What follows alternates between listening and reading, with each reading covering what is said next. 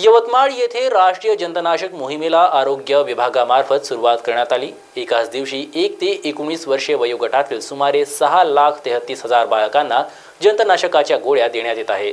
या मोहिमेतून 13 फेब्रुवारीला सुटलेल्या बालकांना 20 फेब्रुवारी रोजी मॉपअप राऊंडमधून गोळ्या देण्यात येणार असल्याचं सांगण्यात येत आहे। राष्ट्रीय जंतनाशक मोहिमेची जिल्हास्तरीय उद्घाटन नगर परिषद शाळा क्रमांक 11 आठवडी बाजार येथे जिल्हा शल्य चिकित्सक डॉक्टर एस राठोड व जिल्हा आरोग्य अधिकारी डॉक्टर PS चव्हाण यांच्या प्रमुख उपस्थितीत विद्यार्थ्यांना अल्बँडोलोसची गोळी खाऊ घालून करण्यात आला। यावेळी डॉक्टर एस राठोड यांनी आजचे विद्यार्थी हे देशाचे उज्ज्वल भविष्य असल्याचं सांगितलं।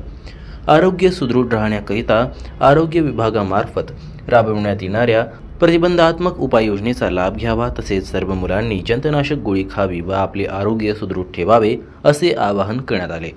कार्यक्रमास RMO डॉक्टर तगड पल्लेवार, तालुका आरोग्य अधिकारी डॉक्टर मधुकर मडावी, वैद्यकीय अधिकारी डॉक्टर नावंदीकर तसेच विद्यार्थी व शिक्षक मोठ्या संख्येने उपस्थित होते।